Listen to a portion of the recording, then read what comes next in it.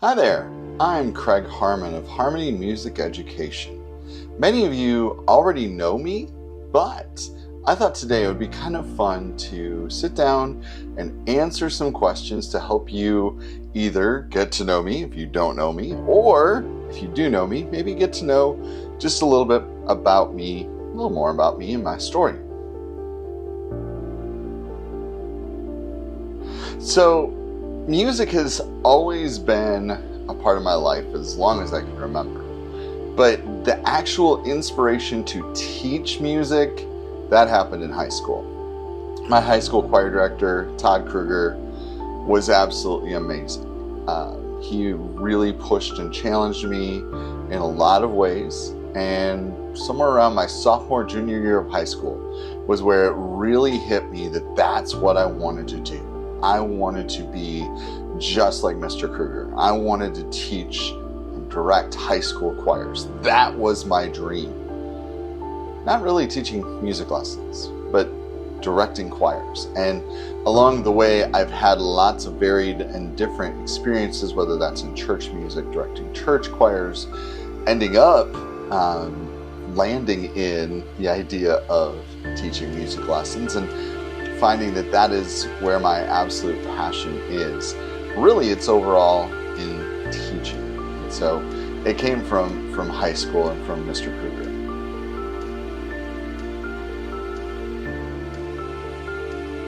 Well, let's start first off, just for fun, with what instruments I can play.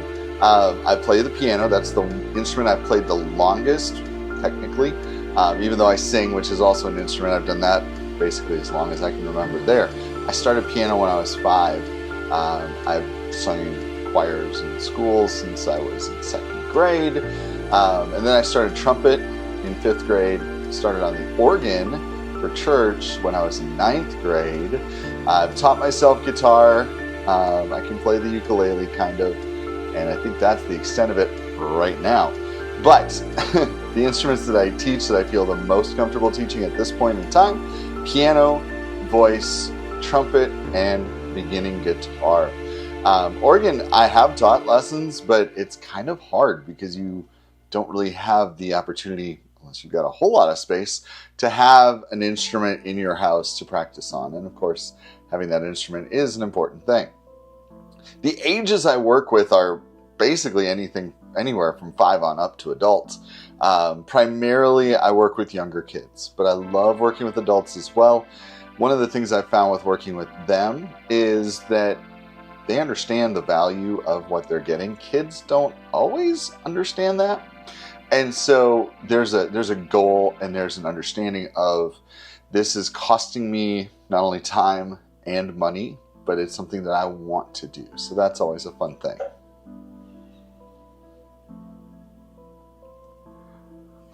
My favorite part of teaching music. Now this one is hard because there's so many things I love. I love the interactions with students. It's always fun to hear stories from their day or from their week.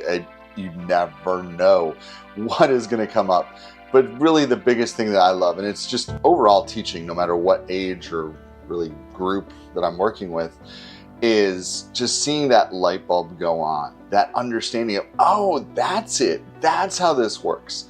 Because I've been the beneficiary of that so many times in my life where I've had that light bulb moment and it's like, oh, I get it now. And then I continue on my journey. And that's the greatest part of that, is seeing that growth happen. Again, another tough question. Every teacher is unique in their own way, based on their experiences, their abilities, all of these things. What makes Harmanny Music Education unique, obviously, me is part of it. Many piano teachers, music teachers are female predominantly.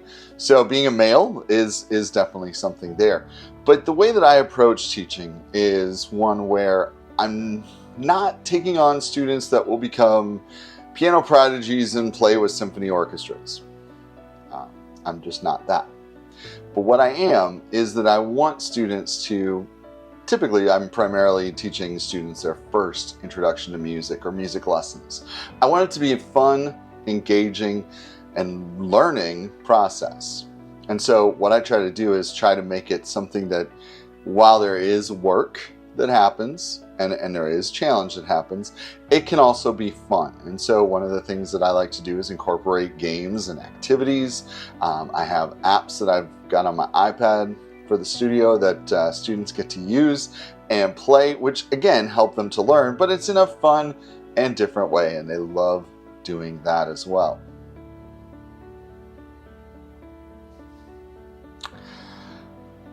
Favorite composer or a piece to teach? I actually like, in the series that I use, Piano Pronto, in the beginning book, it is the alphabet song. Now I know that sounds really weird, but it's not the song exactly that's the fun of it. It's actually saying, okay, I'm going to play this melody again, but it's a different song. And then listen and say, wow, wait, that's Twinkle, Twinkle, Little Star. What I did was I swapped out quarter notes for eighth notes. That's it. Twinkle, Twinkle, Little Star in the alphabet song, if you didn't know, it's the same melody. All it is just the rhythm changes to fit the words. And so it's just kind of one of those mind-blowing moments for students, and I love seeing that. But overall, a composer, gosh, I don't know if I have really a favorite. I mean, Bach is probably one of my most favorites to play personally. But to teach, I've taught pretty much everything. So I don't know if there's really anything that's a favorite of mine to teach specifically.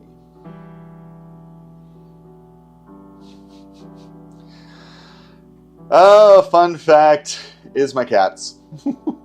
We have two cats. We have Cinderella and Bob. Bob just recently turned 1, so he's very much an interested kitten, still getting out of that phase, and so he loves to. Cinderella, for the longest time, would hang around and sit next to students. Still, sometimes she will, and some students who bring their music in bags, she will lay on the bag and not move until she's forced off. But Bob is a friendly guy, and so he loves to, especially for parents who come in with students, he loves to hop up on mom's lap and get attention, or dad's lap if dad is there too. So yeah, students absolutely love coming to lessons to see Bob or to see Cinderella.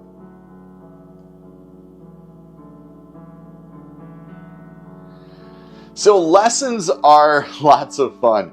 What we do is I have a spinning wheel that you spin, and I've got all of the different components that we're looking at for each lesson, whether that's song, theory, listening, sight reading, creating, iPad, and game. And then there's 2 other ones that end up being either my choice or their choice. And so the student spins the wheel. So it gives them a little bit more control in a way. That of course and some students like to play with that a little bit of, well, I'm just going to move this to where I want it to be, and some will just spin the wheel. And so what we do is that's how we go through the lesson. Is we work on something, whether it's theory, then we have a video-based theory lesson that we watch and go through, and then we move on to the next thing. So not always does every component get done in each lesson, but it kind of gives it that randomness and that kind of creativeness and spontaneity in a way that I think students have really enjoyed, and I as a teacher enjoy as well.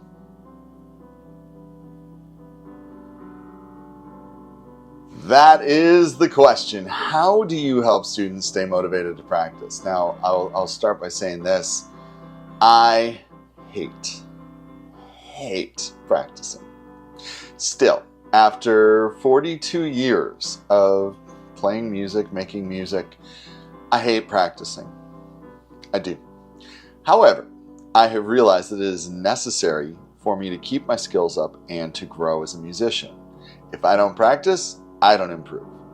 And so I remind students of that quite often, that you have to be spending time with your instrument. If you said you were going to play baseball and you never threw the ball, or you never tried to catch the ball with the glove outside of the times that you were playing baseball, you probably wouldn't be too great, and you probably would have some struggles with coordination. So, if you're doing a sport, you're practicing that quite often outside of your regular practice and game times. Same thing with any other kind of activity like art or drama or whatever else may be the case. So music is the same way. You have to spend that time in practice. What I've done is I've given students, or at least attempted to give students, the tools to practice and saying, take it apart. Work on right hand alone, left hand alone if you're playing the piano. Going slow, working on it in little chunks. All those things that I've picked up along the way to help them grow in their musical ability as they practice.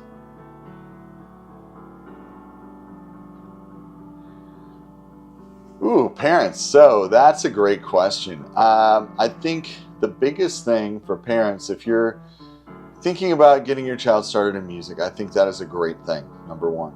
Music has so many benefits inside and outside of just the actual learning of music.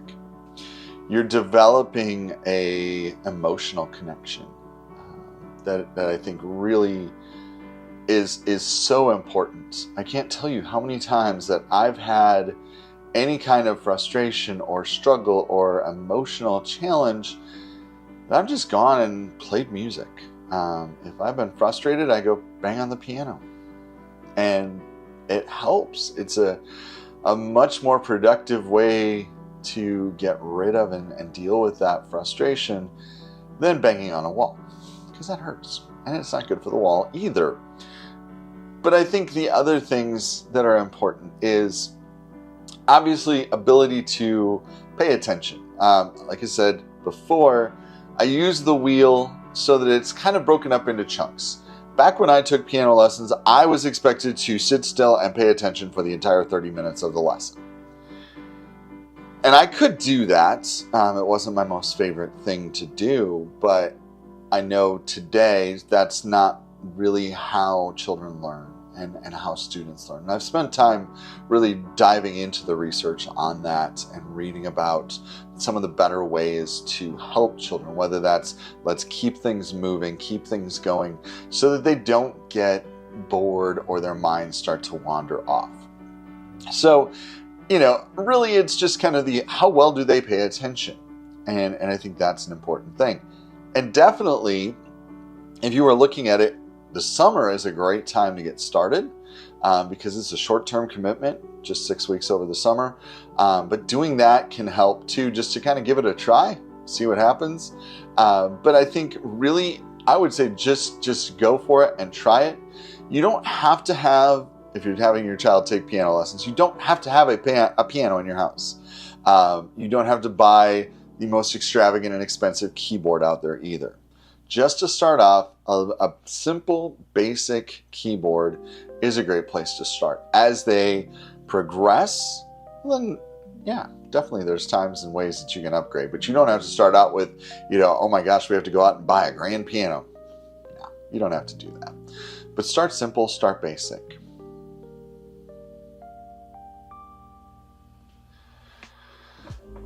One thing. If you've noticed, I have a hard time narrowing things down to one thing or a favorite something. That's just the way I am in life. I don't really have a favorite food or a favorite song. It's kind of this list of.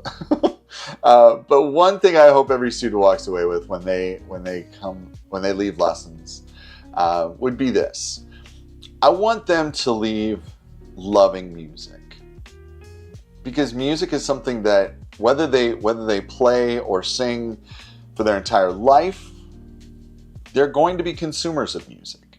And I think that is an important thing. And that's part of my approach to teaching is I want them to be informed and educated consumers of music. That's why I have a listening component to listen to music. What is going on in this song?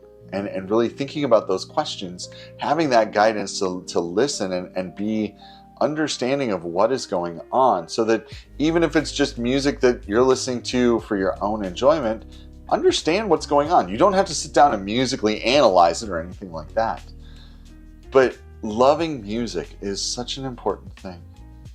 So there you go. That's 10 questions with me. Hopefully that's given you a little bit more of an insight into me and who I am and what I do. I love music. I do. That is my thing. And I love teaching music. So if you are wanting to work with me, awesome. There are times available right now for the summer. There are times available, or will be available, for the fall. But honestly, the biggest thing that I want to encourage you on is if you are a parent of a child who is drawn to music, give them the opportunity to learn. Help them grow. If you're an adult who either took lessons when you were a kid and you kind of miss it and want to get back into it, or you've always wanted to, go for it. There's always opportunity to learn. That's the great thing about music, is that there's always room to learn and grow. You won't ever get to the point where you know everything there is to know about music and you can play or sing or do everything that's out there, because, well, music's written every day. But also, there's just not there's not a finite I've got this kind of thing. So thank you for checking out this video, and make sure to like and subscribe, and stay tuned for more.